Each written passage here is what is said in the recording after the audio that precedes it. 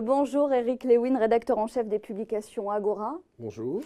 Alors on va se poser la question, est-ce qu'on peut toucher un plus bas encore? Est-ce qu'on n'a pas touché un plancher véritablement? Pourquoi ce rebond ne tient pas? Hier on y croyait, finalement on fait du surplace.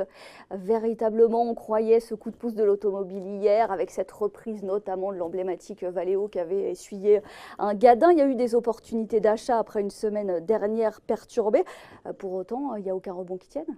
Non, en fait, il y a beaucoup de facteurs qui se conjuguent.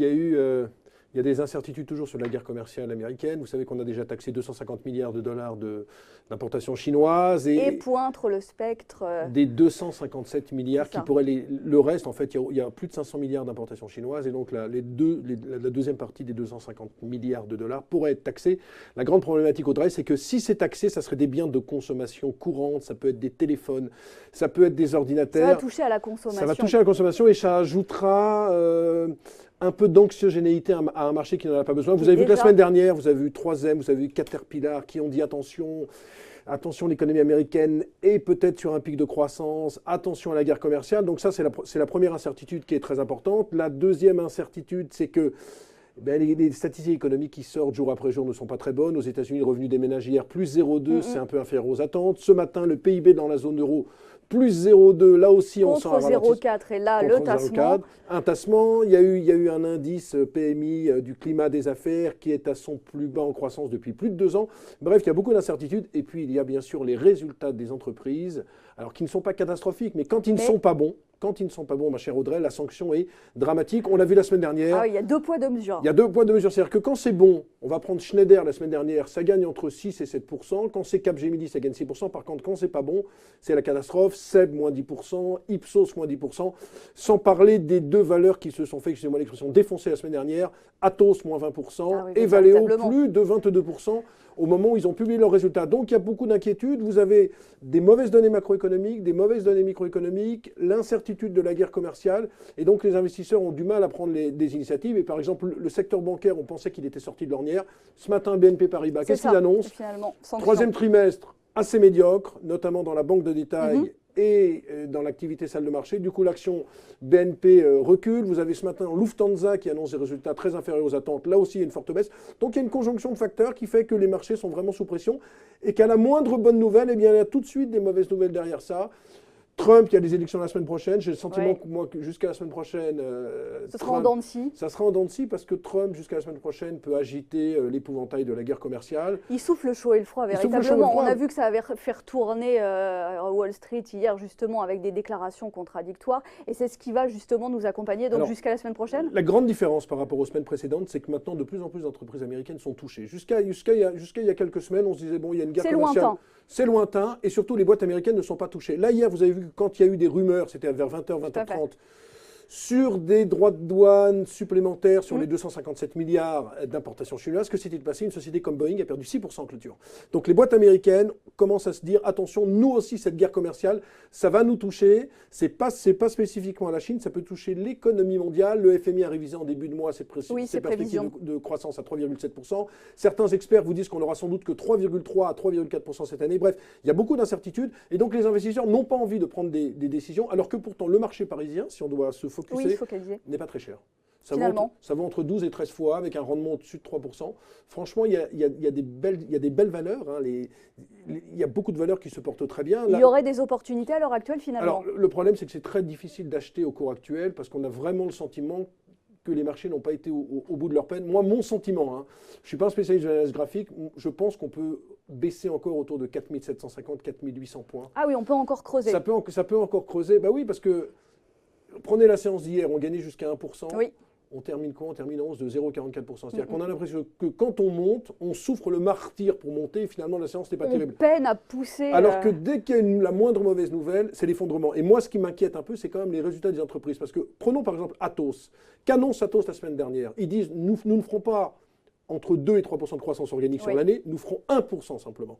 Et sur la marge opérationnelle, nous serons dans le bas de la fourchette, 10,5 à 11%. Ce qui n'est pas dramatique quand vous regardez la publication. Que s'est-il passé sur Atos? 21% de baisse après cette Oui, là, publication. c'est un C'est-à-dire véritable gadin qu'on ne à pardonne sanctionner. rien, on ne pardonne strictement rien aux entreprises. Alors que dans un marché normal, avec une moindre volatilité, une publication comme celle d'Atos, l'action aurait perdu 3 ou 4%. Ce que je veux dire par là, c'est que c'est assez dangereux. On a le sentiment que les gérants sont tellement apeurés qu'ils préfèrent vraiment se concentrer sur les titres qui sont ultra défensifs. Par exemple, qu'est-ce qui tient bien en ce moment? C'est Orange, parce que rendement au-dessus de 5%, très présent sur la France. Sanofi, pourquoi? Parce que Sanofi, valeur pharmaceutique qui n'est vraiment pas chère, ça doit être la moins chère. Mais sinon, quand vous n'êtes pas dans cette catégorie, tout baisse. Regardez le luxe. On disait que le luxe était le secteur défensif Oui, par alors excellence. que sur un mois, Kering et C'est LVMH une ont cata. perdu autour de 15 à 18%. 15 à 10.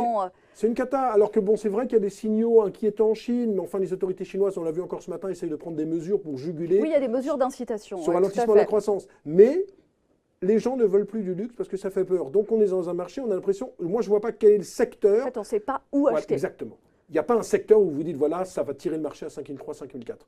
Et puis il y a ces élections. Je pense que jusqu'au mi-terme, que Trump ne veut absolument pas perdre.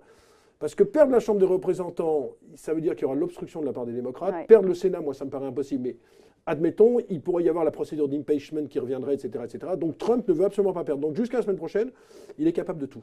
Après, à mon sens, le marché pourrait peut-être rebondir. C'est-à-dire que moi, je n'exclus pas que d'ici la semaine prochaine, on continue à baisser. Avec des journées comme ça qui se Avec ressemblent. des journées on très essaie volatiles. désespérément. Quand vous regardez je ne veux pas être trop technique pour nos téléspectateurs, mais la volatilité a remonté. On était à 12-13 Oui. il y a un mois, là on est Oui, autour oui. de 22. Elle peut encore continuer à monter cette volatilité. Après, il faudra se concentrer sur le budget italien, parce qu'après Trump, il y a le budget italien. Oui, parce qu'il y avait un délai, on est encore dans les délais de 2 semaines sur le budget italien avec le bras de fer entre Entre la Commission Rome et- et Bruxelles, et donc ça veut dire que le dossier peut ressurgir Alors, véritablement. Je crois qu'il y a eu 38 fois dans l'histoire la Commission européenne qui a menacé de sanctions à Et pays. il n'y a pas eu de Il n'y sanction a au jamais eu bout, de sanction. jamais. Il n'y a jamais eu de sanction. Ouais, ouais. La sanction, c'est 0,5% du PIB. Il n'y a jamais eu. Maximum, d'ailleurs. Donc là, on est plutôt réservé. Mais il y a quand même les agences de notation. Pendant 6 mois, elles ne feront rien, Standard & Poor's et Moody's. Mais si elles dégradaient encore d'un cran, ça voudrait C'est dire... là. Ça veut dire qu'on serait dans la catégorie spéculative. Et quand vous êtes dans cette catégorie spéculative, les assureurs, par exemple, ne peuvent plus acheter de dette italienne. Donc attention, il y a aussi cette hypothèque de l'Italie. C'est pour ça que les marchés sont contraints et c'est pour ça qu'on a du mal à être euphorique. Alors je ne dis pas qu'il faut être complètement pessimiste parce que, vous savez, c'est toujours pareil. Quand le marché est à 6 000, tout le monde est euphorique. Et quand il est comme actuellement, tout le monde est pessimiste. C'est la catastrophe. Je dis qu'il faut faire attention. Ce qui peut sauver les marchés, c'est les opérations financières. On a vu la semaine dernière, c'était sur une petite small cap, Keio, qui est un opérateur téléphonique OPA de Bouygues. Alors, s'il y avait de plus en plus d'opérations comme ça, peut-être que ça tirerait la cote. Mais je ne vois pas pour l'instant de vrai catalyseur qui peut me faire dire que l'indice en fin d'année sera à 5500 points. C'est bien la problématique, c'est-à-dire qu'on navigue à vue avec quand même beaucoup plus d'inquiétude qu'il y a 3 mois. Avec beaucoup d'incertitudes. Est-ce qu'on peut, un dernier élément, s'inquiéter aussi d'un nouveau front d'instabilité qui s'ouvre en Allemagne? Est-ce qu'on peut s'inquiéter du dossier allemand, notamment avec la gouvernance en Allemagne, ou alors c'est quelque chose, c'est pas une menace véritable par rapport à tout ce qu'il y a à gérer comme dossier Jusqu'en 2021, je crois que c'est jusqu'à 2021. Exactement. Jusqu'en 2021, Angela Merkel est plutôt tranquille. On a vu par exemple sur les rendements obligataires allemands, alors je ne veux pas non plus rentrer dans le détail, il ne se passe pas grand-chose. Sur le 10 ans allemand, depuis hier, il ne se passe pas grand-chose. Donc pour l'instant, c'est un risque que je ne mettrai pas, en premier. Mais c'est vrai que quand on a vu les dernières élections en Bavière ou dans le Land de Hesse, elle est très menacée, la coalition ne tient plus qu'à un fil. Exactement. Il peut se passer quelque chose. Mais restons plutôt budget italien et surtout ces fameuses mid-term avec toutes ces déclarations qui vont dans tous les sens de Trump. Et ça c'est assez dangereux pour le marché. Au début, on se disait non, mais Trump, c'est un matamor, etc. Là, on se rend compte quand même qu'il arrive à déstabiliser l'économie. Et puis, dernière chose aussi, sur les technologiques, on sent qu'il y a une aversion au risque sur les technologies. On est plutôt en risk-off, c'est-à-dire que tout ce qui est Alphabet, Facebook, Amazon, la semaine dernière, publie quand même un très bon T3. Et puis, on attend encore des résultats mais cette ils annoncent semaine. Amazon la semaine dernière que le T4 sera un peu moins bon que prévu. Ils ne feront pas 74 milliards de dollars, mais 67 milliards. Le titre décroche. Et là, le titre a Donc, décroché. on a le sentiment que tous les secteurs sont touchés. Hein. C'est comme les animaux, la flotte de La Fontaine, les animaux malades de la peste. Il n'y a plus de secteur refuge, c'est ce que vous disiez. C'est ça. Il n'y a plus de facteur refuge et c'est ce qui est inquiétant. Mais attention, tout peut se retourner parce que s'il y avait la moindre petite éclaircie sur la Chine, parce qu'il faut quand même finir par un motif d'espoir, s'il y avait la moindre motif d'éclaircie sur la Chine en se disant que finalement le marché pourrait redémarrer. Mais c'est vrai qu'on n'en voit pas le bout pour l'instant. Merci Eric Lewin, rédacteur en chef des publications Agora. Merci.